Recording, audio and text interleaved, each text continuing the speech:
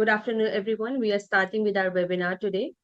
Before we begin, please confirm that you can hear me and see the slides clearly by just typing yes in the chat window.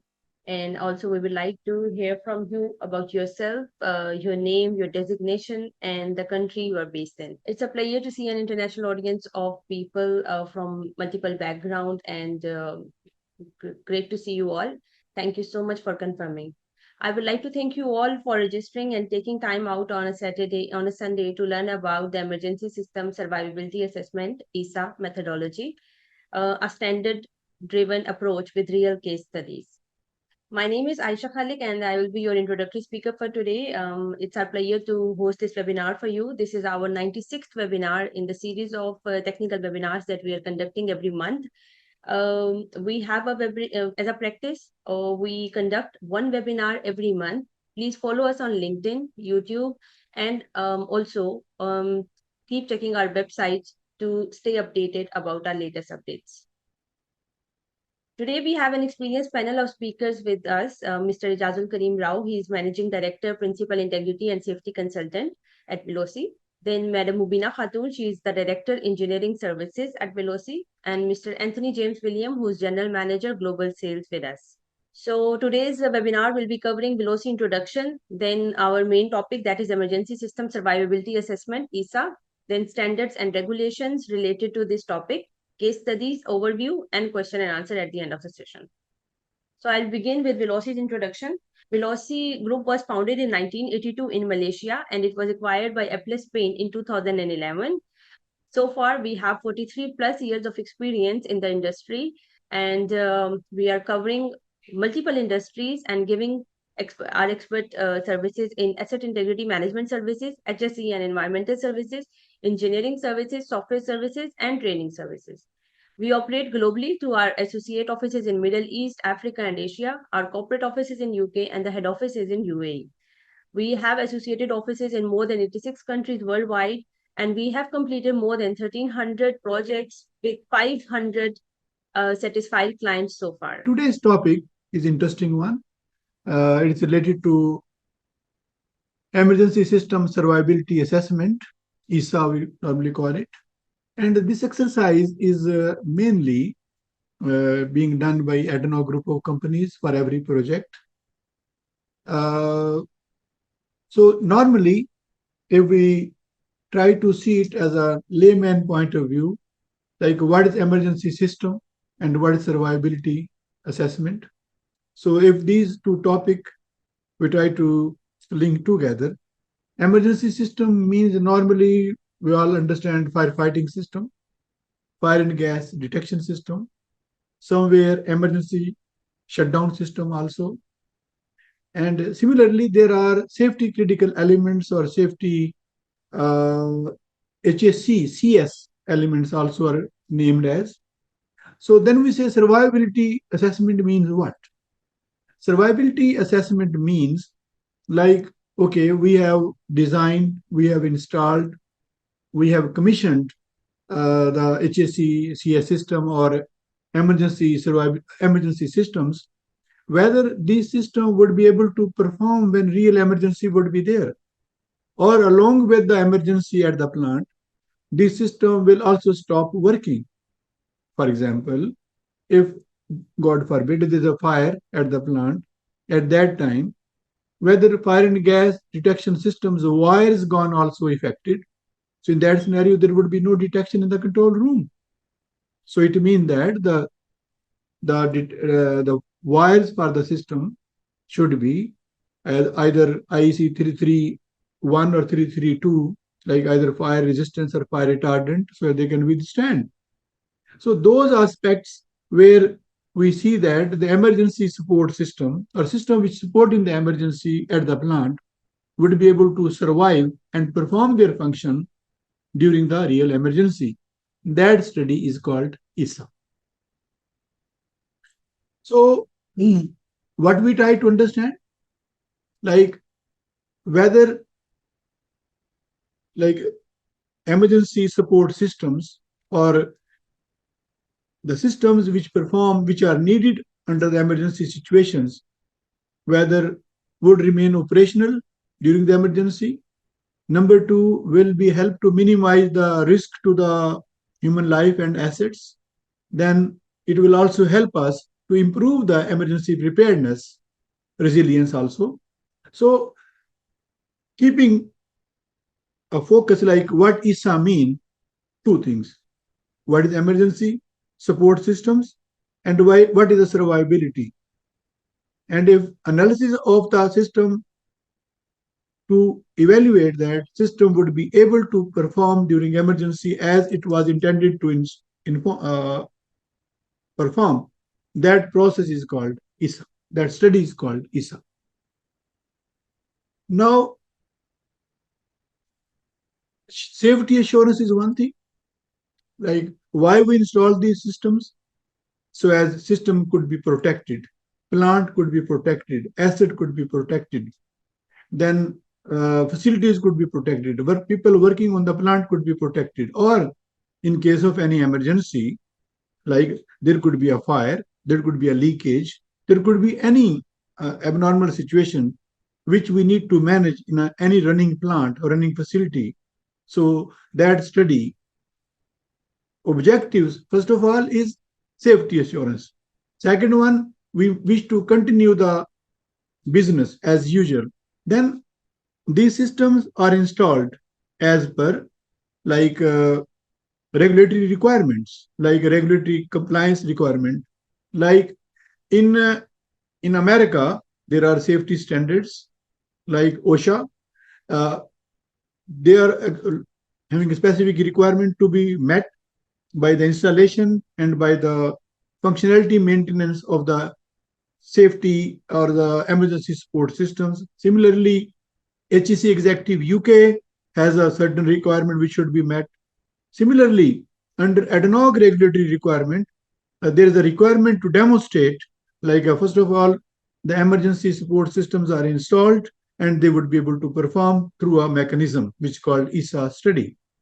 So regulatory compliance is also coming from the regulator, and then risk reduction, for example, if these layer of protections would be performing their role during emergency, then they would be able to reduce the risk. Now, example point of view, if we see that like how various layer of protections can help to prevent any incident. Let's take an example. In 2005, Hurricane Katrina devastated the US Gulf Coast, leading to over 1,800 deaths and $125 billion damage. So why it caused, if it could be minimized, the effects could be minimized. The first failure was backup power failure. The second failure was the communication system breakdown. And then third failure was the flood protection system didn't work, or it was not enough to manage the inflow of the water. See, if for emergency backup powers, for example, required in the hospitals or in emergency units, if like UPS or emergency generators, which could be started, if the state power was off, then that loss of life which caused due to the unavailability of power in the hospital systems cost would be avoided. See if the timely communication could help people to be rescued on the timely manner. Similarly, if there could be enough size of the pumps and pumps could be supported by the emergency power, so those things could also help to reduce the losses. So these are the messages which are coming. Like if we would be assessing the availability of the emergency support systems and their survivability during the emergency situation, that will really help in the real emergencies. Like another example, which is Milford Haven Refinery, lightning strike, all units shut down except FCCU unit, and it also caused big like a property losses on that particular facility. You can see a photograph on the right side here. So here there was a faulty valve status indication on the control room. There was ineffective operational interference, and there were over-flooded situation in the control room DCS. So now, if the valve status could have been shown properly, and it has been like maintained in a way like it was not misguiding the operators, so this could have helped.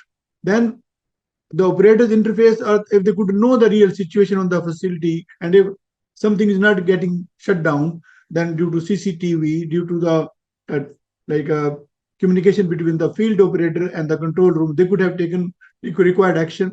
Similarly, if there were so many alarms, the alarm management system should have been installed or managed in accordance with ISA 18.2 standard or IEC 62682 standard.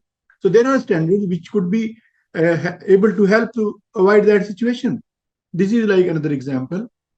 Now, Deepwater Horizon, another incident where like a blowout on the Deepwater Horizon drilling ring led to a massive explosion and oil spill in the Gulf of Mexico, killing 11 workers and causing one of the worst environmental disasters in the history. How it caused? The critical system resilience, then real-time system visibility was not there, then alarm and response overload for the operators. So similar scenarios, if the system which was like a failure of blowout preventive despite multiple warning signs indicated lack of resilience emergency system. This was one of the cause. Then the inaccurate or delayed pressure data prevented timely operators response and situation awareness was not particularly attended. Then multiple alarms and warnings were missed or not prioritized by the operating team. So these are the messages which are coming. The ESSA analysis of the emergency support system is very important. Now, what could be these emergency systems? Practically, there are 5 layers of protections. Nowadays, they are being changed to basically 8 layers of barriers, and then each barrier is further subdivided into categories. As per the ADNOC system, there are 74 subcategories and 8 barriers. If we try to see only the 8 systems as an example, so it is like a structures. For example, offshore structure or onshore structure for the platform or pipe racks. If during any emergency, if structure collapse itself, then everything would be collapsed. For example, during even a fire, if due to even a short fire, if there is a effect on the integrity of the structure or the structure start melting without fireproofing, then it could cause the major collapse of the structure. So it means the structures, critical structures, should be resistant to the fire or like a load coming from the seismic or earthquake or high wind. So not only fire, earthquake and is also one emergency, high winds is also another emergency, and then fire is a third emergency. So we need to design the structures so as in those situations, structures should be able to withstand. The second, like one of the well-known emergency support system is fire and gas. See, critical structure is not emergency support system as such. It's like if the building itself where we are sitting, if that building is not designed to the applicable seismic zone, or if the earthquake comes, then building may collapse. So similarly, high wind effects. So it is not only emergency support system, there are critical structures and building, which is also important to be studied for the certain emergency situations. The fire and gas detection system, we all know that those are being installed, and we also expect that they should be reliable, proper fire zoning, proper type of detectors, and the reliability, and 2 out of n or 4 out of n kind of voting, and then there should be a decision. Then active and passive fire protection system. Passive fire protection basically is the fireproofing of the structures, buildings, and the valves. It can be done. But active fire fighting system is a big thing. Like it is the first thing is the foam system, then inert gases for the substation or power systems. Then there could be dual system and the other water networks. So all these systems are ensured that they would be able to operate when there would be any emergency situation at the plant. The emergency control system, communications, call points, telephone system. See, this is very, very important in case of any emergency, how the communication would be managed between the basically the operators and the management or leadership, or with the support from the city governments, like from district management, district hospital, or there could be a firefighting or the civil defense department. So emergency control systems are required to be active in all respects. Then emergency power system, which is basically support the emergency control system or emergency power, like a generation of power by emergency generators driven by the engines. So as if power is not there, you can have an emergency power, or battery system should also be there. Then like communication, I think we covered. Emergency control system is also one of the critical one, which is ESD system, we normally call it, which call it emergency shutdown system. Like we should be, if there's an emergency, we should be safely able to shut down the facilities in a safe manner. This is also one of the key element as a part of the study of the ESSA. Now, just to check, like I've been asking, what is basically ESSA? So what is the primary purpose of an emergency system survivability assessment? There are 4 options. Like you can fill your answer into the question answer window. So as you can also check if I'm able to convey what is ESSA. ESSA is to evaluate how well emergency system perform under normal conditions. B is to assess the ability of emergency system to withstand during extreme events, to test the efficiency of staff during the emergency response drill, to reduce the overall cost of emergency system. So what is your answer? Please fill in. So people have filled, and the answer mostly is correct. What is being filled? That is B. To assess the ability of emergency system to withstand during extreme event. Now, next part would be like today, since our session is not so long, as last time it was very long, with alarm management, and this time we will finish a lot before 4 o'clock. So the question answer session would be at the end, but in between there would be few questions which would be asked. So what are the standards and regulations for ESSA? API side, API 14J, API 14C, API RP 750. The first 2 standards are related to offshore, and the last standard is related to onshore, but it is mainly like I will go one by one, the title is there. Then there are also ad hoc standards. Normally, since I am based in Abu Dhabi, so mostly working for ad hoc projects. So ad hoc have made a big series of standards to manage HSECES projects, and ad hoc has basically, I really appreciate, ad hoc has prepared one of the most robust like HSECES study program for every project, even for the operation phase as well. So there are multiple standards, and but I'm only listing almost 6. So, but there's a whole family of HSECES series which is available to the like of the project teams, as well as the operating companies and contractors and consultants who are using these standards for the ad hoc projects. So here, if we just go through the heading of the standard one by one, API RP14J is a recommended practice for design and hazards analysis for offshore production facilities. Their titles are, I'm not going through that detail, but it is available for reference. So it recommends minimum requirement for process safety, information and hazard analysis, support compliance with API RP75 for offshore safety and environmental management, and it helps in engineering exercise. And the second one is API 14C, which analyzes, design and installation and testing of safety system for offshore production facilities. So this standard form the foundation for functional safety design for offshore facilities, outline the procedures for the design, installation and testing of both process safety and non-marine emergency support systems on offshore production platforms. The third one is management of process hazards, and this standard was issued long back. I'm not sure if the new version has been issued, but as per my last check, the last issue was 1990. Then ad hoc group, like the major standard, previously it was COP 6.01, then number was changed to ST29, now it's called ST07. The ad hoc group HSE management standard, we call it HSECS, yeah, management standard. So this standard basically covers complete HSECS identification process, and HEC is take the help from HSECIA protocol. So emergency system survivability assessment, ESSA, this is the relevant standard with ST08. So this is our today's subject. Now if I go through the index of this standard, is the ESSA life cycle, ESSA methodology, which is covering overview, facility description.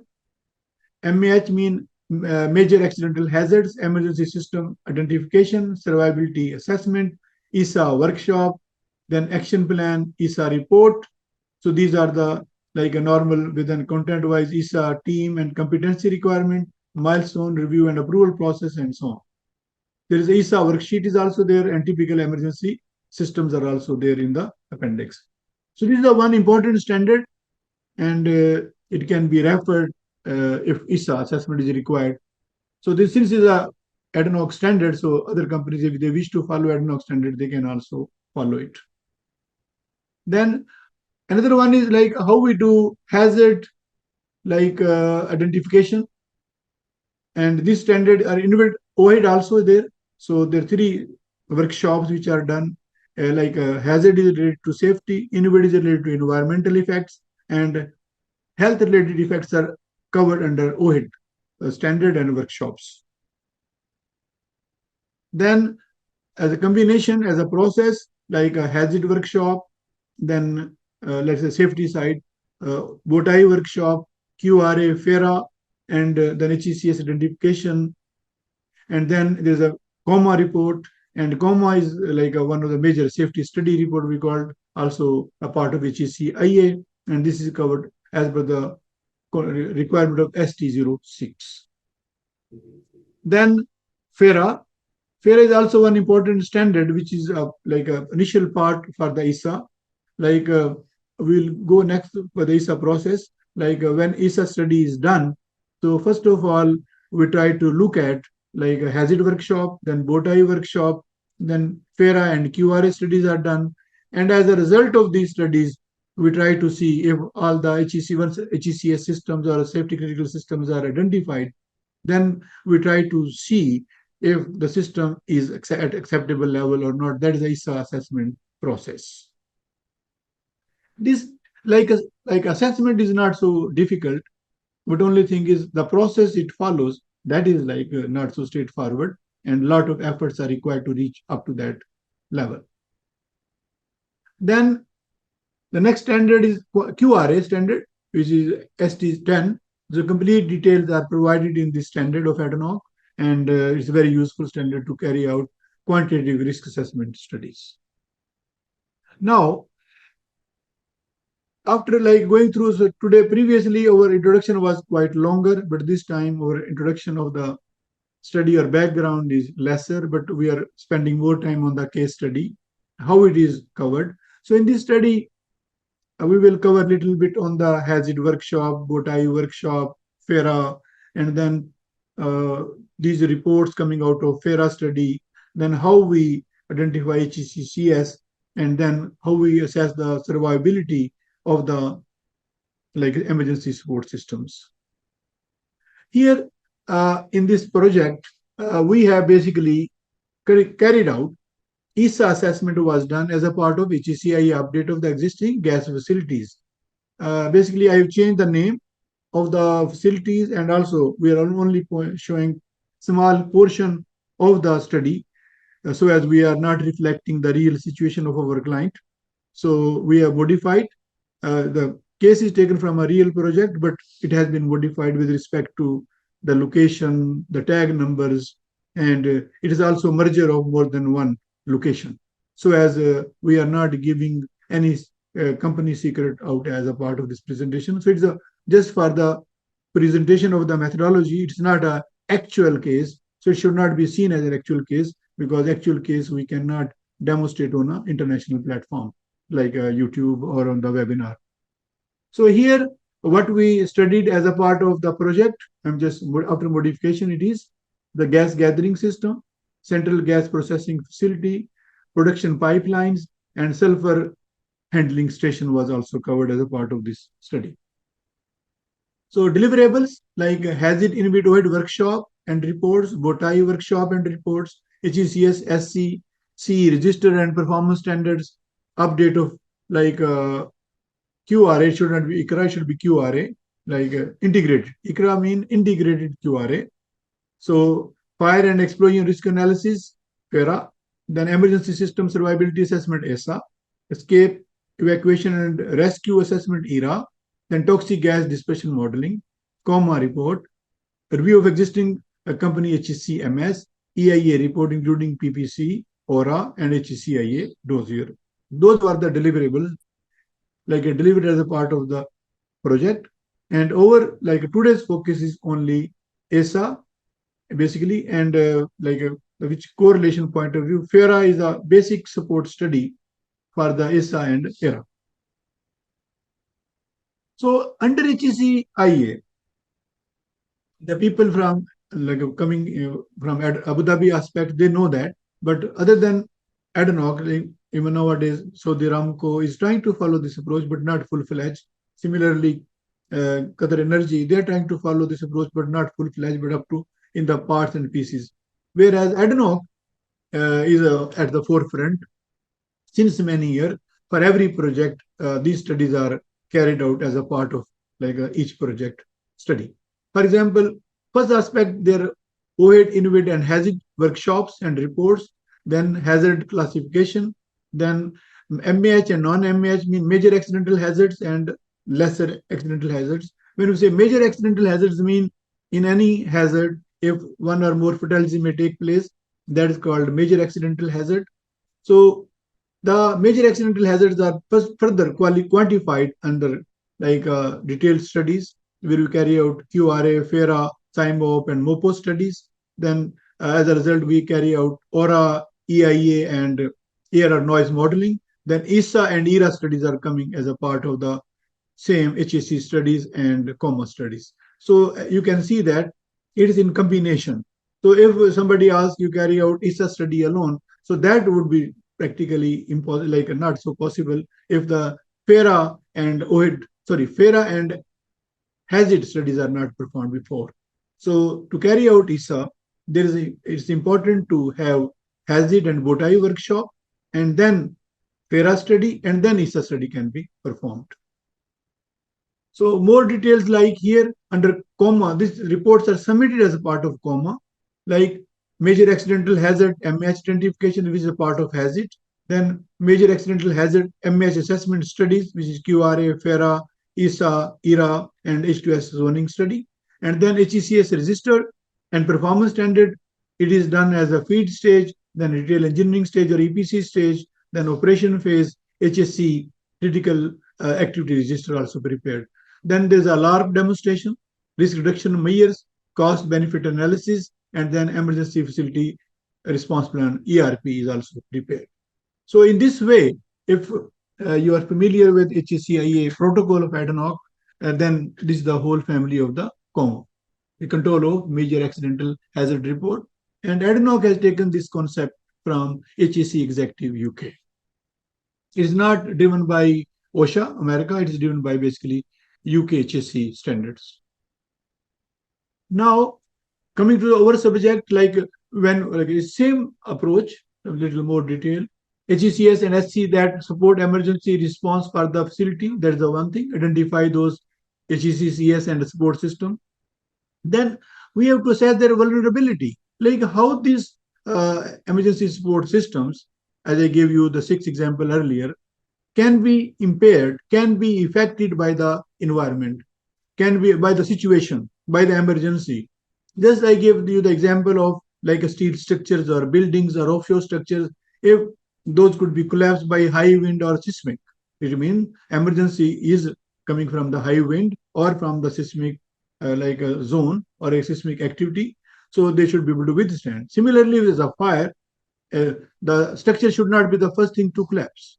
This is called assess the vulnerability of the system first. Then evaluate fail-safe design, like if the system would be able to withstand during that particular emergency, and see that if there is any redundancy, if that system is going to collapse, or there would be one component is going to collapse where the second system would be able to survive and provide the required help.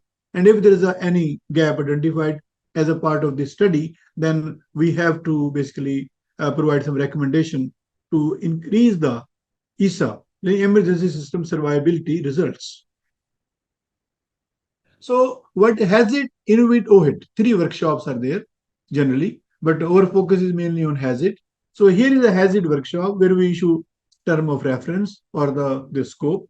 Then we carry out the workshop. Then workshop session is carried out, and in the worksheet we issue the list of the HSECS, whether they are, and then HSECS risk assessment, their safeguard or recommendation. And as a result, if you see the like what workshops we have done for this particular project, the numbers are modified, but HSECS, there were 5 medium level risk hazards, and then 93 medium risk hazards, high, medium, and medium. Then low risk 19. Number of recommendation given on the HSECS side were 17, and below are the Innovate and OHIT related recommendation from their respective workshops. And this is the worksheet of the HSECS, like what we discuss in the basically workshop in a node by node.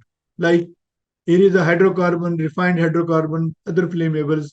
Then if you see here, threats, top event, consequence, then there is a basically assessment when it comes to unmitigated risk, like a probability and consequence and preventive control, the mitigation recovery measures or recommendations, and post recommendation, the risk value. So if you see this way, there's a formal way to identify all the hazards which are quantified by the team, and then these MAHs where the team has indicated a potential consequence as a 1 or more fatalities, those are assessed under the bow tie. So under bow tie analysis, we try to see there are like 5 layers of protections: prevention, detection, control, mitigation, emergency response. So we try to see how these 5 barriers, or nowadays there are 8 barriers, are interacting with each other.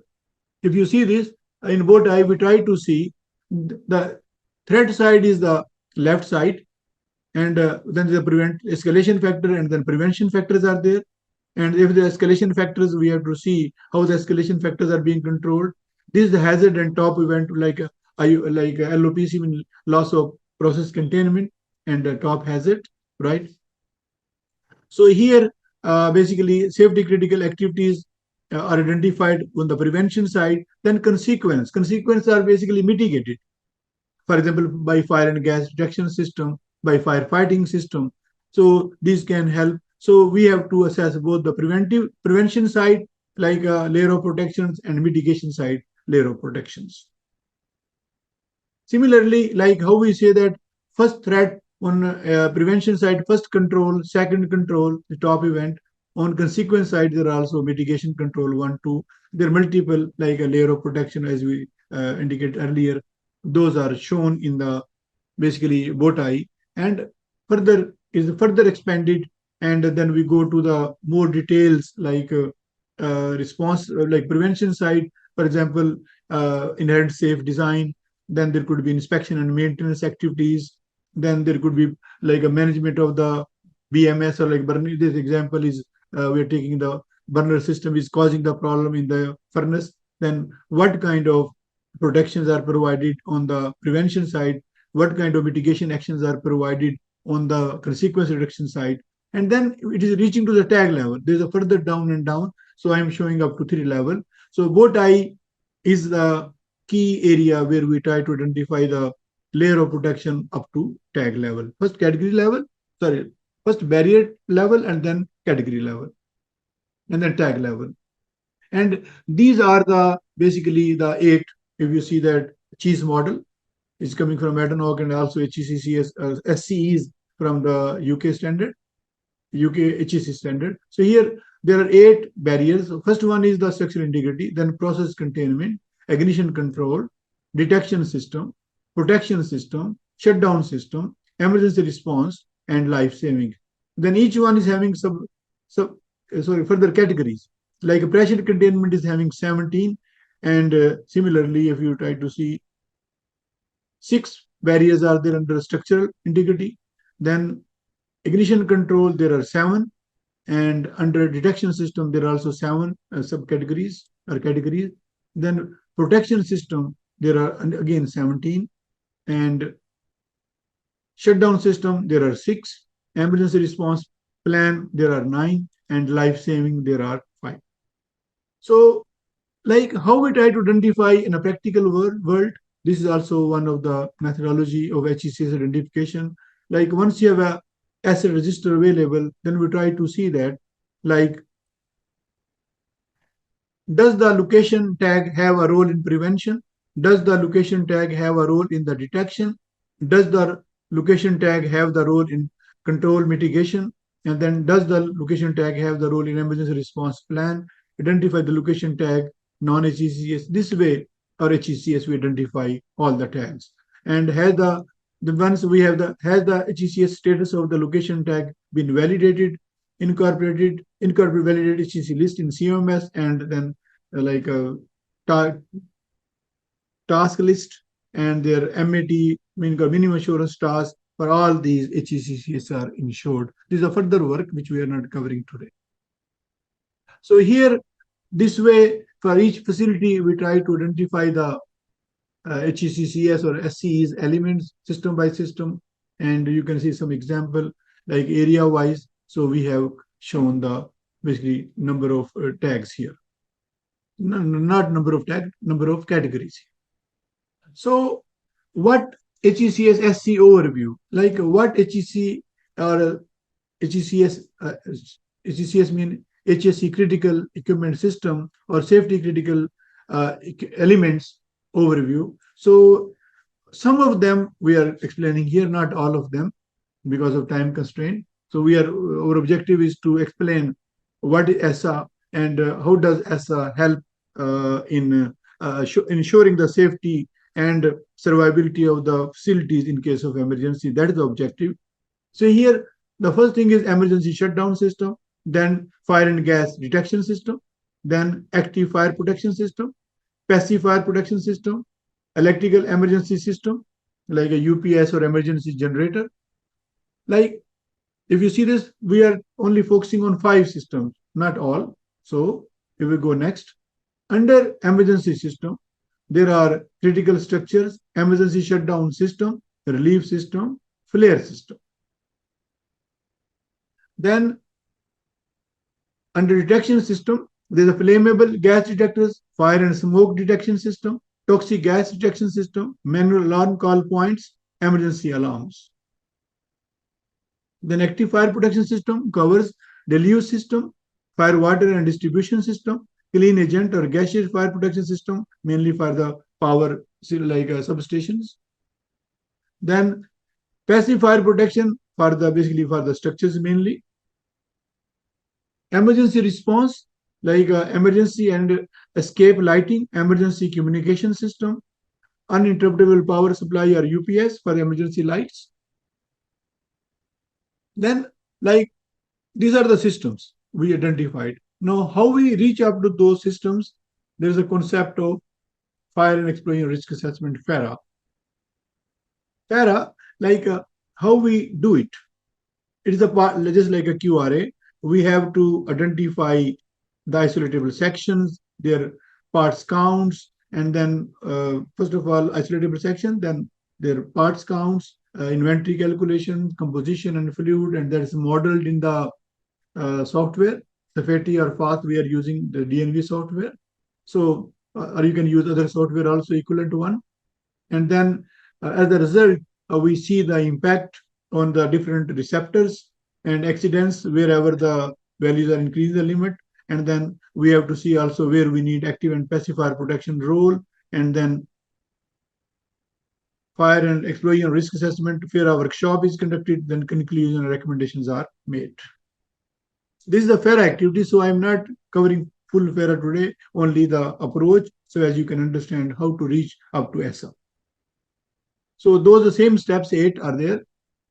First of all, fire and explosion hazard identification, then failure case scenarios, selection isolatable sections, for example, then consequence assessment by using like a software, and then frequency analysis is part of the same, then fire and explosion risk assessment, then accidents like curves, feasibility, then active and passive fire protection and fire explosion risk assessment workshop.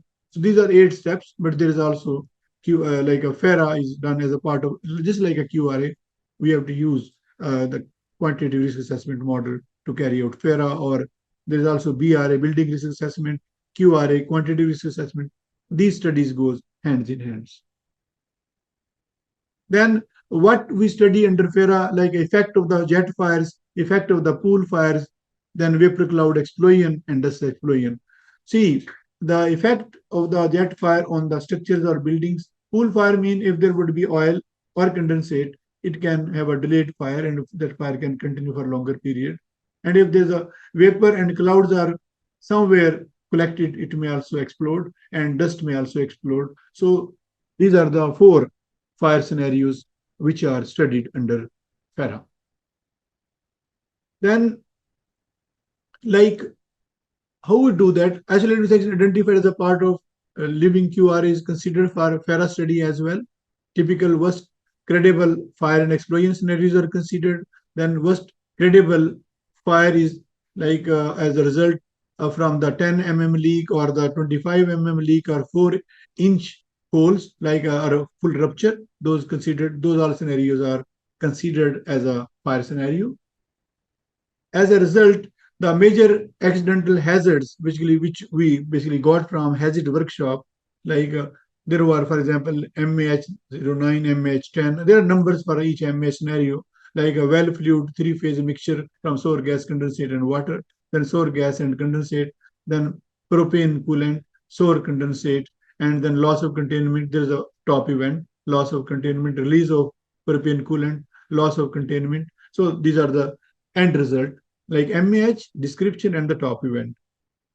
So here we also see that like impact of the jet flame after like a 5 minutes or 15 minutes on the jacket legs, and then pool flame effects on the structures like a steel plate, steel beam, jacket legs, pipe riser, process vessels, concrete buildings. Like the time limit is there, and then due to jet fire, or the like heat or radiation coming up to 37.5 kilowatt per meter square, how much time it would these structures would be able to sustain. So this is the limit of the timing of that particular fire, which can damage these assets. Then explosion vulnerability, if it is coming, like this is the criteria which is taken from the international standard. So here, a wood frame, a trailer or a shack is there, it can be affected with overpressure of this much limit.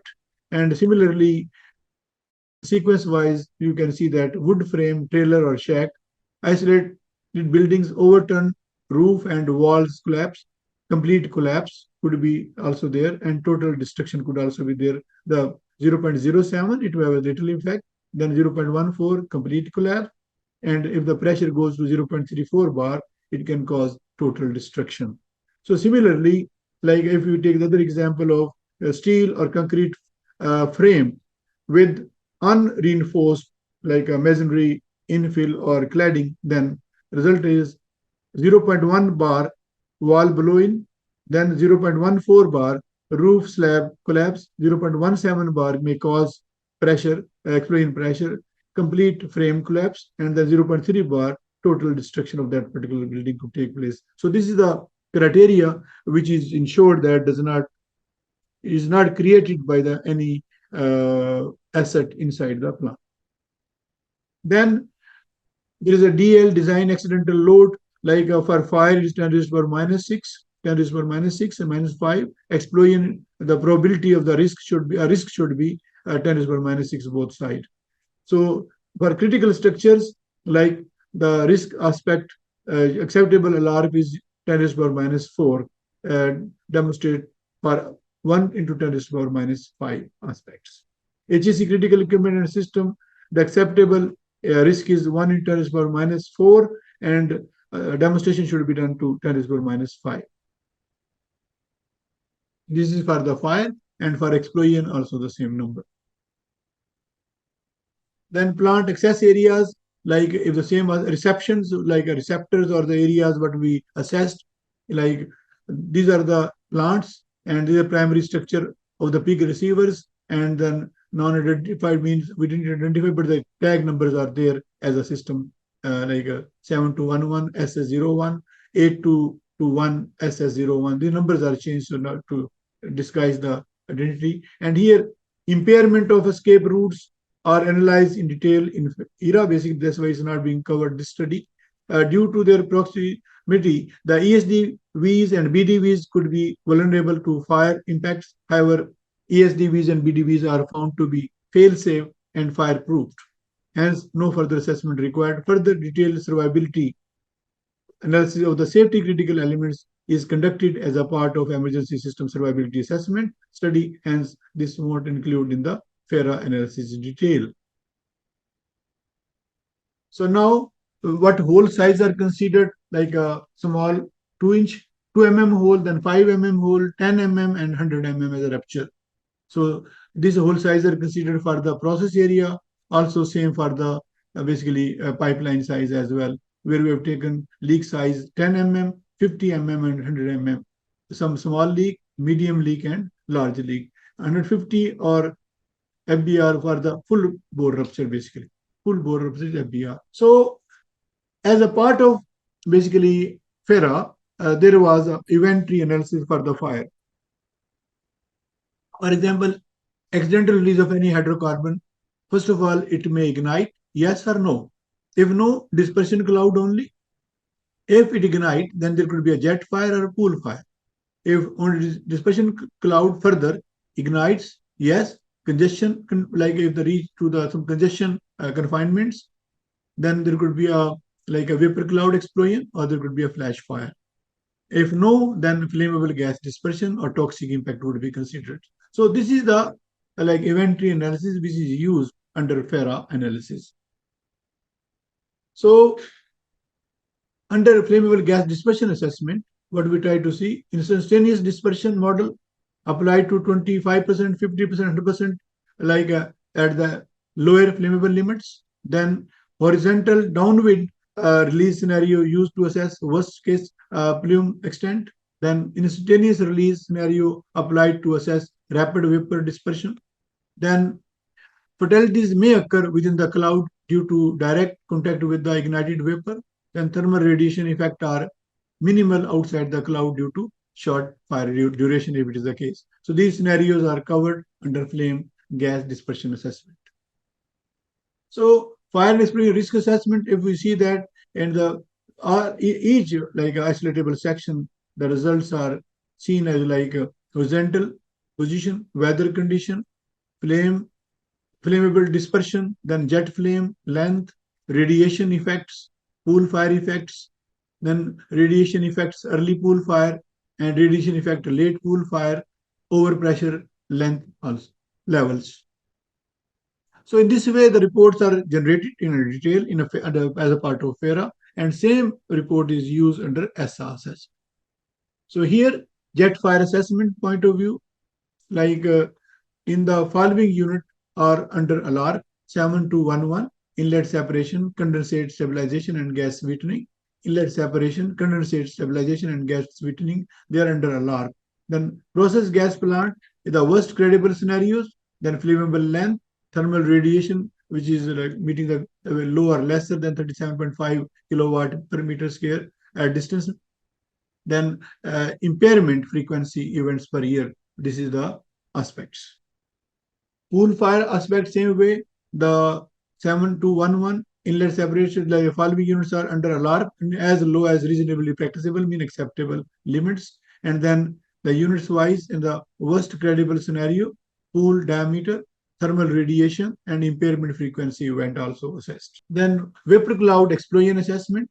The only unit under alarm are unit 7261 or 7271 are identical units. Hydrogen plant and hydro treater units, the name. The unit will be considered for the further analysis and risk reduction. So here the results are there. Process gas plant units.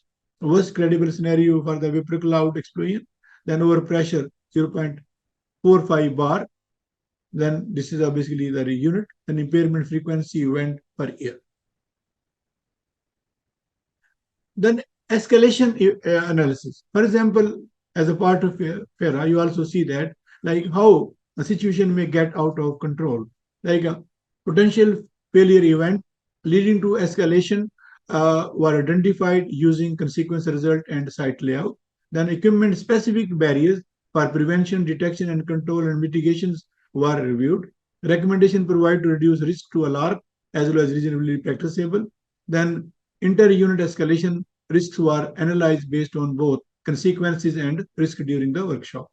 Identified escalation paths were basically between 6 to 01 to unit 7 to 11 and vice versa. Then fire zone assessment were also done, like as a part of QRA. Was credible scenario identified, location A, HSECA 2020, and then QRA consequence for thermal radiation M, leak size this one, and then location A, HSC IEA 2020 consequence of jet fire. So these were basically compared with. And this is one of the contour of basically jet fire with 37.5 kilowatt per meter square is contour. Now, ESSA assessment, this was the QRA, sorry, FERA assessment results for the same study, same facility. Now, we are bringing the ESSA assessment results, like systems, what we are saying, emergency shutdown system, detection system, active fire protection system, passive fire protection system, electrical emergency system. We discussed earlier also. Now, to have this, again, emergency shutdown system, we structured like earlier also, critical structures, emergency shutdown system, relief system, flare system. Then what we have seen that shutdown, like purpose of ESD system is what? Like protection of personnel in case of emergency, protection of equipment in case of emergency, protection of the environment, and minimize the production losses. That's the objective. So emergency shutdown system should be able to provide a reliable, safe shutdown in case of any emergency of the facilities. Then here, the key function of the ESD system same, automatically detect process upset and initiate shutdown, number one. Send shutdown alarm to the distributed system or DCS, then allow manual ESD initiation by the operator, triggers automatic ESD where specified on the PNIDs and cause and effect charts, then initiate automatic or manual depressurization through the flare system. Then isolate plant sections via dedicated ESD, log first out trip when multiple shutdowns are triggered rapidly. These are basically normal like objective of any ESD system installed on the facilities. Now, hierarchy of the shutdown system, there are like plant shutdown system are configured at level 1, level 2, level 3, or level 0. Like whether we wish to have the plant shut down at the full plant or a certain area or a certain section of the plant. In this way, the cause and effect charts are configured and the operators can use either facility as per the situation.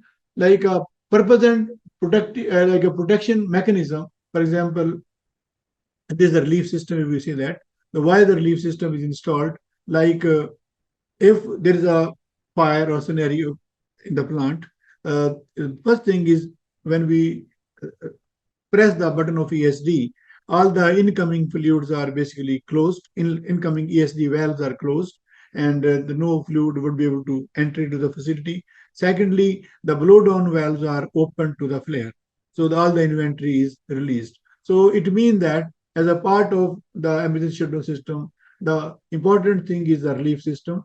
So as inventory is not retained inside the facility, especially the gas, liquid may not be able to escape so fast, but gas could be evacuated within 15 minutes generally. So you have the like ESD means shutdown of ESD valves, opening of BDV valves, and ignition of the flare, so gas could be burned in the flare. So there is a like a routing of the leaf header, and also the all the BDV valve, ESD valve are supposed to be protected under emergency. Blowdown, I covered that. BDV valve route, I covered that. Then flare system is also one of the system where the gas is burnt, that is covered. So there could be a criteria for the dual flare system. For example, if one flare system may fail in emergency, the second system should be available to take care. Then detection system.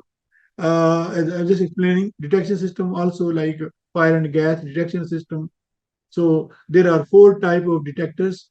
One is like a hydrocarbon gas detector. Second one is the toxic gas detector. Then third one is the smoke detector. Fourth one is the heat detector. There could be further types, but in general, there are four types of detectors. Then there are manual alarm call points and emergency alarms, which are basically assessed for the emergency survivability. Here, like what we core objective of FNG is like to be able to report if there is any, first of all, any leakage. Number two, if there is any fire. Number three, like that system should be able to communicate with the DCS system, with the emergency shutdown system, with operators, so as the right action can be taken. Then, like the type of detectors are also there, which are important. Like as I said earlier, there are flammable gas detectors. There are fire. Number two, fire and smoke detectors, toxic gas detectors.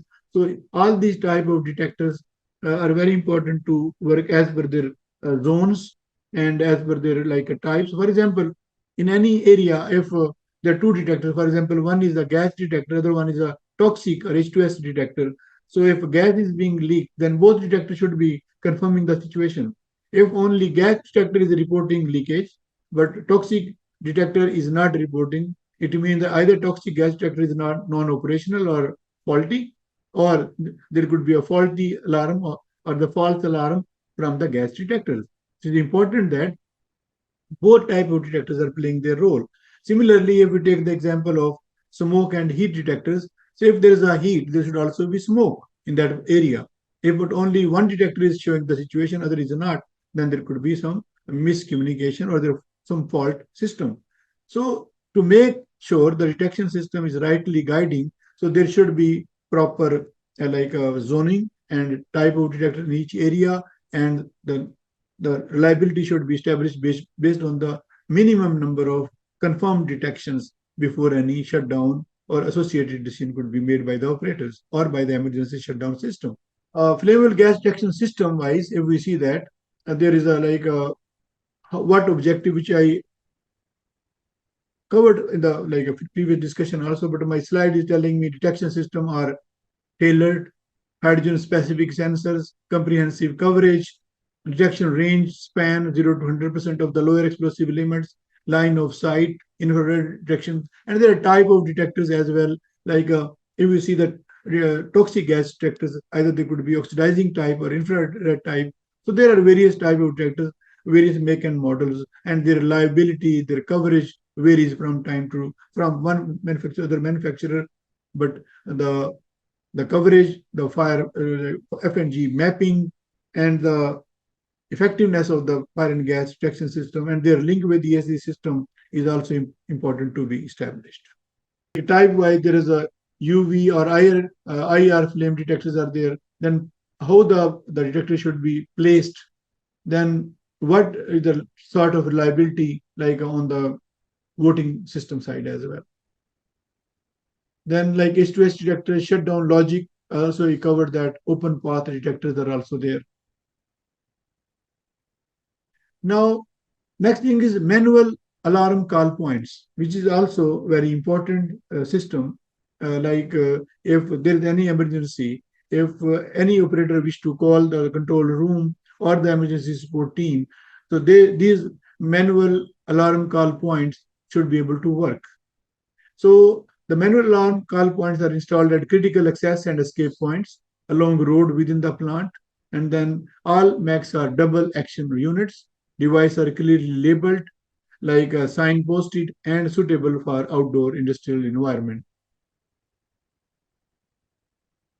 There are emergency alarms also, like integrated emergency response, shutdown, and alarm actions, and integrated safety compliance is also ensured through these alarms. Normally, if we go for any induction of any facility visit, they will show you this is the alarm type, like H2S or fire, and this is a timing, and this is a testing time. So all these alarms are basically tested for that purpose, and so as the message could be conveyed to the audience whenever any action or gathering at the assembly point is required. The fire protection system like delay system, fire water and distribution system, clean agents, or foam also is one of the system. Mostly firefighting in the hydrocarbons are by the foam or the clean agents. Water is only used for cooling purpose. Water cannot be used for firefighting of the hydrocarbon because it helps to expand the fire rather than to control the fire. So delay system, if you see that protect critical equipment from radiant heat, LPG handling pumps and flammable liquid compressors, vessel columns and exchanger with greater than 5 cubic meter of the C4 or lighter liquid, spherical and fixed floating roofs tanks greater than 10 meter tall, slug catchers and condensate tanks within fixed. So the delay system is installed. Then fire water distribution system. So which is fire protection measures include fire monitors and hydrants, fire point shelters, hose boxes and reels, CO2 extinguishing system, portable foam generators, variable inline foam indicators. Then extinguishers coverage and placement is also important to be seen how they are placed. Manual, I think extinguishers are there also. Then clean agents, normally they are used for the substations and the wet sprinkler system throughout, dry chemical powder, and then non-process building equipped with a wet sprinkler system, fire hoses, and portable extinguishers. Then there are emergent gas suppression system for the electrical installation system maintained in line with original fire protection design. Basically. So passive fire protection is basically this is done in accordance with API 2018. Purpose standard is passive fire protection is implemented to protect critical structures and equipment from hydrocarbon fires, ensuring structural integrity during high temperature exposure. The standard reference is API 2018. Then temperature and duration requirement, for example, the fire rating, like if the fire would be for 1 hour, how much thickness of cement or calcium silicate based cement to be installed, to be placed, or to be pasted on the structures. And similarly, there could be a mastic material also which could be used for the fire proofing. Then typical fireproofing application areas: primary structural steel members, secondary steel members, emergency shutdown valves, fire blast rating divisions are also covered. Then emergency response. Now we are talking about what system we should be covering as a part of survivability assessment. So now to going to that part, first we are saying what are the emergency support system? What is their functionality? What is their use? So as we can assess when we will be assessing the survivability assessment of the same systems. So it could be looking a little bit boring, but this is what the technical knowledge is all about. So here, emergency response is emergency escape lighting and emergency communication systems. Then UPS is uninterrupted power supply. So here, what we are trying to assess is process units, walkways and access routes, then exterior zones of the control room, then instrument equipment shelters, IES, and substations, buildings also. The design ensure continued illumination in essential zones to support safe evacuation, personal movement, and emergency operations. So here, if we say public address, like a general alarm system, PAGA, this is normally call it, then telecommunication system, CCTV system, communication functional requirements. So the first important thing is in case of emergency system, these systems would be able to withstand. They should not be losing their workability during first 5 minutes of the fire if it happens, God forbid. So the important thing is the system is designed and basically constructed and built and installed to withstand all the difficult scenarios. For example, if I see a PAGA system designed with full redundancy to maintain functionality even during major accidental scenario, audible coverage is ensured in all buildings and surrounding areas. If I say communications functional requirement, for example, to provide reliable remote control and communication between the facility and the operational areas like through audio and visual channels, real-time data exchange, support during emergency scenarios. These things are ensured via the ESSA assessment.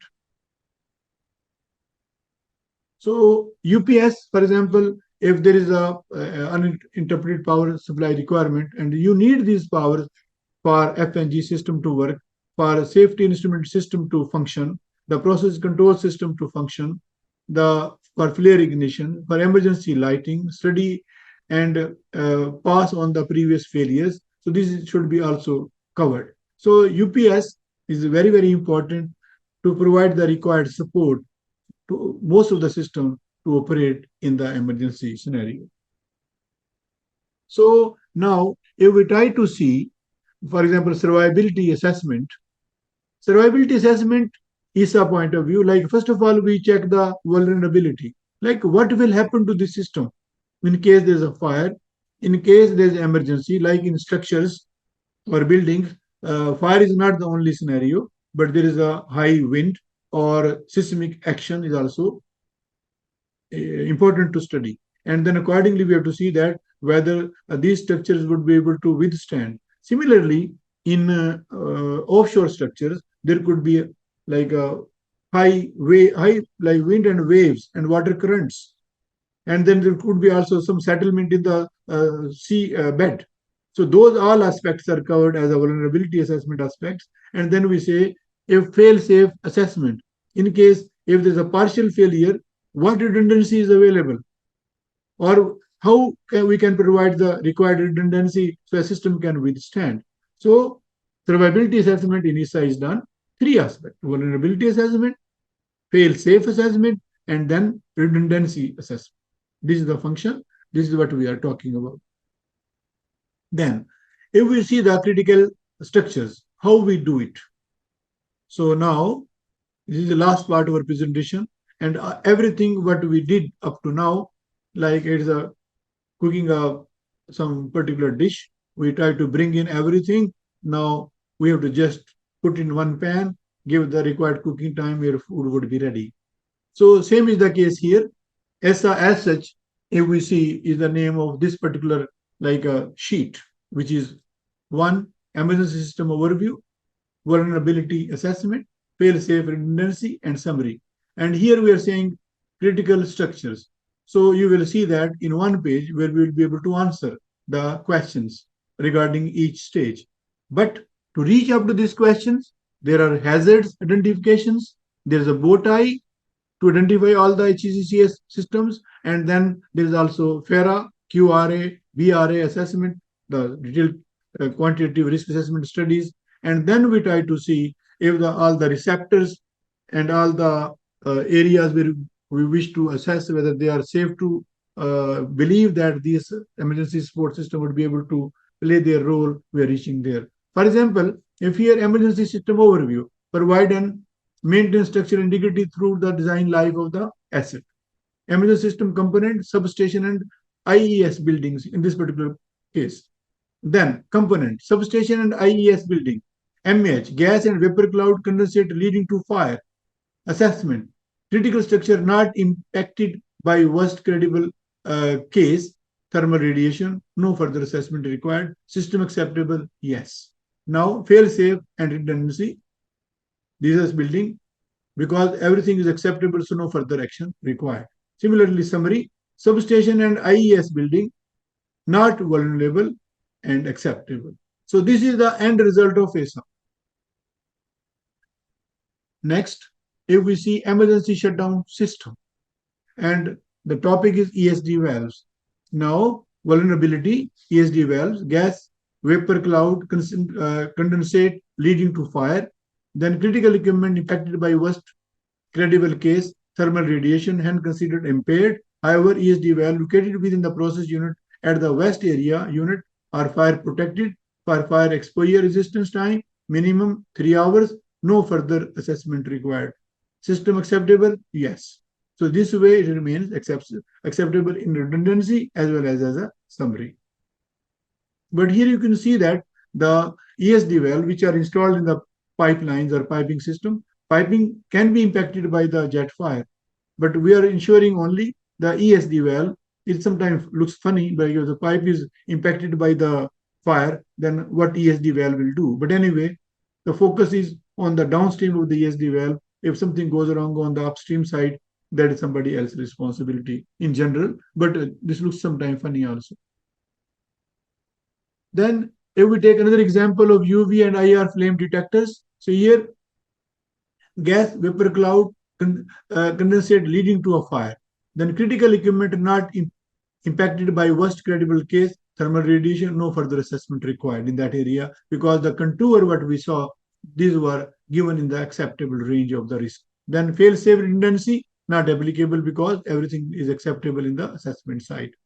Same summary, the UV and IR flame detectors are in the ESSA study-wise acceptable. Then toxic gas detection system, if you see that. Now, here, the toxic gas detectors, this is the end result, right? And also remember, we are in 135 to 147, last slide is coming in. The gas vapor cloud leading to a major escalated unignited toxic gas event. So do not serve the function of detection, fire, and explosion event. The toxic gas detection system, by design, should detect an unignited release, but should not be vulnerable to this hazard. The failure of detectors will initiate an alarm in the control room, which will alert the operator to take required action. So no further assessment required. It means it is a fail-safe action.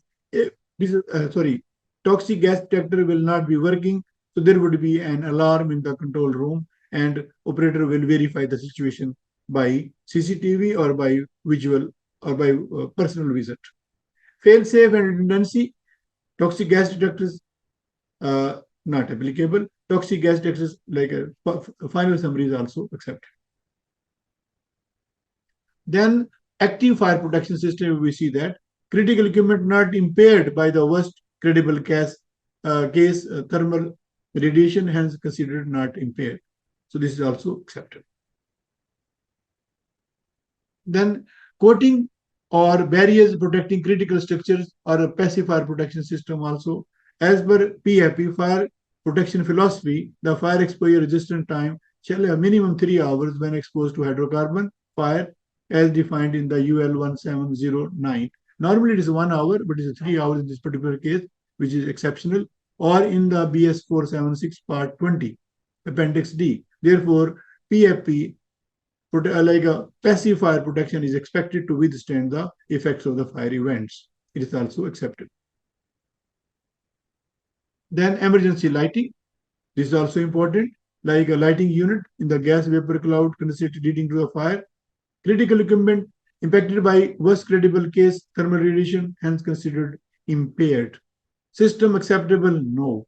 So what is the redundancy? Based on the lighting layouts, sufficient redundant lighting are provided to assist the emergency evacuation in the event of emergency scenario. System acceptable? Yes, but after having redundancy installed, and overall system is considered acceptable.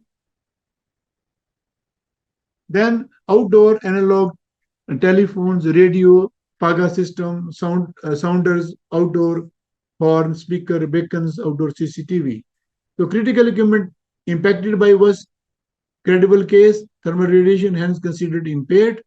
System acceptable at first place, vulnerability assessment wise, no. Fail-safe and redundancy, yes. Based on the telecom equipment layout, sufficient redundant communication systems are provided throughout the plant to alert and assist the site personnel in the event of emergency, and then system is called acceptable. So redundancy assessment, system redundant, available. So now we ask one question to, you might be all sleeping. This is very difficult when we cannot see each other. So here the survivability assessment check if emergency system can. Question is, the survivability assessment checks if system can survive extreme event and continue functioning, be used in daily operations, reduce the cost during normal event, increase employee training. Please mark your answer in the question answer window, and then we'll see the answer. So people are marking. Yes, please continue. Mostly answers are true. And yes, please continue. Try your luck. So far, no one is wrong. Everyone is right. Good. So the answer is A, survive extreme events and continue functioning. So we have done consequence-based assessment, but if you see, if I repeat again, it's not ESSA only we reach at the end. It is our first hazard identification, then BOTI, then FARA result, and then we assess as per the each HECCS if the system could be able to withstand the scenarios. Lesson learned. Conclusion. The emergency system were identified from the selected HSECES SC's report and assessed for their survivability during major accidental event. These systems play a key role in detecting, protecting against the major accidental event. So, emergency system must remain operable during the major accidental events. Secondly, the redundancy and fail-safe design improve system acceptability. Then MAH and HECS SCs must be regularly updated, ensure consistent assessment as per this ADNOC as per this standard required. So now this is the summary of the results, like all the systems which we studied, like critical structures, emergency shutdown system, relief system, flare system, then flammable gas detection system, fire and smoke detection system, toxic gas detection system, manual alarm call points, then emergency alarms, all are considered acceptable because redundancy was questioned and that was provided. Then dealer system also there, fire, water and distribution system, clean agents, passive fire protection, emergency escape lighting, emergency communication system, uninterruptible power supply was also covered. Then personal survivability equipment, breathing air supply system, helicopter facilities. So I showed you only a few. So these all systems were assessed one by one. What is the next question is, what is the recommended fail-safe redundancy for flame or the toxic gas detection system, if applicable? See, redundancy means there would be multiple detectors installed in the each fire zone, so as if one detector is not working, other would be able to confirm the situation. And fail-safe of these detectors are, if any detector will be faulty, there would be alarm in the control room and operators would be able to take action to see the situation or confirm the situation. Fire in the buildings is different than hydrocarbon fire. In hydrocarbon fires, water is basically is only useful for cooling of the equipment which are not under fire. If any equipment is under fire, then throw water, for example, any tank foam. So the first 15 minutes with the help of foam, you try to extinguish the fire. And the neighboring tanks, we try to throw the water through sprinklers or through hydrants so that those tanks are kept cool. However, in the building side, for other fires, water could be useful. So mostly you see the water hydrants in the basically the building areas and also in the plant area because cooling is anyway required, or you may have to throw foam with the help of those hydrants by connecting the hydrant with the foam system.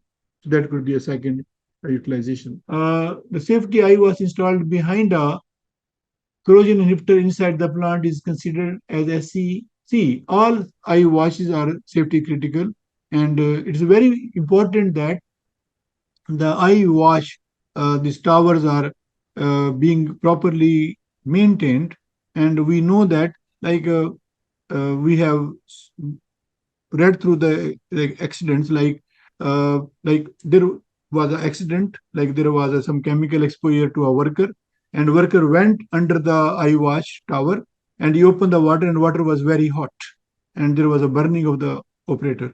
So the water in the eye wash is required to be maintained in proper order, so as if there is emergency, the operators, the people can take wash and they can protect themselves. So it is SCE basically. Yes. So because two managers in my assets, someone he said that it's not a safety critical element, and the other one he said that's safety critical element. And since our matrix RAM matrix said that if an injured person it caused eye lose or something like that, he will lose his eyes. So it's a safety critical element, and so I will. Basically, like eye wash is a safety critical element, and I also told you one more hazard associated with the eye wash, or the you want to take up. For example, if there is a spray of chemical on your body, or you something, but if you are taking bath under that particular time, the water should be in acceptable temperature range. There was a scenario where it was read in one of the safety book, like a temperature was the water was boiling in that area, and that water caused a basically a burn for the person. So number one, you need that water for the immediate relief of the victim, and secondly, it should be in workable condition. If it's not SCE, then people may not maintain it properly, and it can cause harm rather than benefit. Okay, sir. Thank you very much for this clarification. Okay, there's a question like how jet fire radiation heat flux calculated at various distances.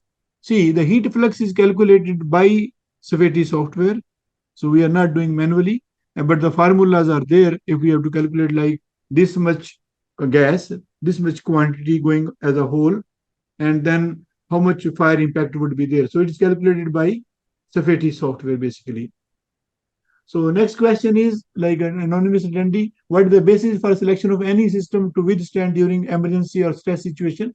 For example, if there is a fire, what will be main survivability criteria for instrument cables to perform its independent function? Same for all system and provided by the standard reference. See, for example, all the power supply cables or instrumentation cables, there are two standards which are governing whether IEC 331 and IEC 332, whether fire resistance or fire retardant. Okay, so other question is at what stage ESSA study should be conducted? Can we perform this at installation stage?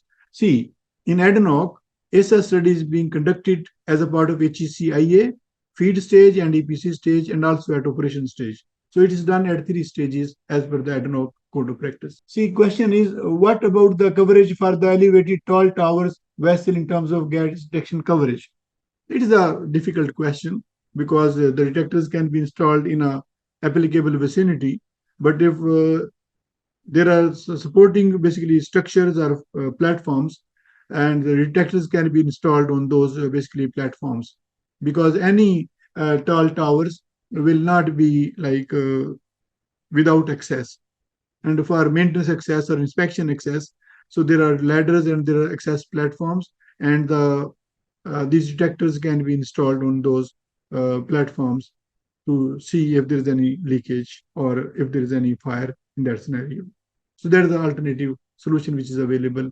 And the guideline of NFPA 72 can also be seen while installing the fire and gas detectors. Good afternoon, Mr. Rao. Good afternoon, sir. Actually, I have two questions which quickly came in my mind. Do we have any such requirement with respect to ESSA, which actually says about the maintenance of fire and gas detection systems, especially about the cleaning? Because oftenly I saw that detection systems are in place in plants and in offshore and onshore, which is actually badly been plugged because of this heavy sandstorm and dust and oil, so that actually gives the fall indications, as well as which leads to give us no alarms during the time of operation. Yes, basically, as per ESSA of the operation stage, the main recommendation is what is the testing frequency of the fire and gas. Like we're talking about one element here, fire and gas detection system. So first of all, like we have seen the design and installation at design stage, and then the functionality also at design stage. At operational phase, every 6 months or 1 year, depending upon the applicable SIL. So functionality of these detectors is required to be checked. So it means that if you're checking the basically functionality, then how it should be checked? It should be cleaned. It should be workable, right? Yes. And if those aspects would be forgotten, it means inshallah, right? And we cannot run the plant with inshallah, because Allah is there for everyone, right, sir? Not for our plant alone. So we have to take care. Like I remember one audit where we visited, and most of the fire detectors were defaulter, like non-operative, and they said there was a sandstorm and these are impaired. So it means that if there's a fire during that time, there would be no reaction from the operators, and we may have a major emergency. So it's very important, if we have installed fire and gas detection system, it should be reliable, it should be operational, and we should be able to make decision based on the information coming via fire and gas detection system. Otherwise, if, like we see in the industry, the fire and gas detection system is being installed for the sake of regulatory compliance only. No. That is one aspect, but it's also for our own safety. So it should be also maintained as a working system and reliable system, sir. Well explained, Mr. Rao. I have another question. Sure, sir. During the time of plant shutdown and major maintenance of the plants, often actually I came to know that non-static tools are being used, which actually leads toward ignition source. Do we have any ESSA requirement for such compliance and regulatory? So there are two aspects here. During shutdown, during plant shutdown, when maintenance activities are being done, so there's a work permit system followed, right? And when work permit system is being followed, is a hot work permit or a cold work permit. So you need to ensure that the requirement of the relevant PTW system is being followed, the requirements. For example, like if you want to bring crane or you want to bring any hot cutting tool in that particular area, so to do that activity, we need to ensure that there is no hydrocarbon leakage happening in that particular time. Right? I'm saying that in that area, you're bringing engine, you are not touching the pipe, you're not touching the equipment, you're only doing some preparatory work outside in the plant area there, because you have to connect that. So during that period, there should not be any gas leakage in that particular area. But if you wish to do any kind of hot work with any of the equipment or vessel, then the complete hot work permit requirement from cleaning, purging, absence of positive isolation. So all those requirements are mandatory to be followed. Otherwise, there could be a big disaster at the plant. Okay, well explained. Yeah. Thank you for that. Thank you. Thank you. So I can read the question. The question is the area where flame activity is part of normal operation. For example, welding, open flame, burner. At what distance should flame detector be installed to effectively detect the accidental fire? See, let's take an example of a boiler. Or boilers are always in the utility area, so there's a flame there. But other area where flame could be there is a heater or duct fired heaters. So there's a distance of 50 feet or 15 meter before any other hydrocarbon service related facility or vessel could be installed. So it means that, like if any fire would be going out of control of the heater combustion chamber, then it should be around 15 meter away, right? And then accordingly, some like a detection area could be like to me, it's a difficult situation, because you have a flame, and flame is contained within the combustion chamber, and there is a jacket out, like a wall outside, and then there are other facilities nearby. So as per NFPA 72 requirement, so in those areas, it may not necessary to install the flame detector. You may have to install the gas detectors. So as if any hydrocarbon coming into that area, that could be detected, or the neighboring fire zone has to be basically more properly organized, so as we can make the system reliable. But the situation is difficult. There's no easy answer for this question. Thank you. And thank you all for attending this webinar. And if there are more questions, you can send by email. We would be happy to answer. And we look forward to meeting you all during our next webinar. And bye-bye by then. Thank you.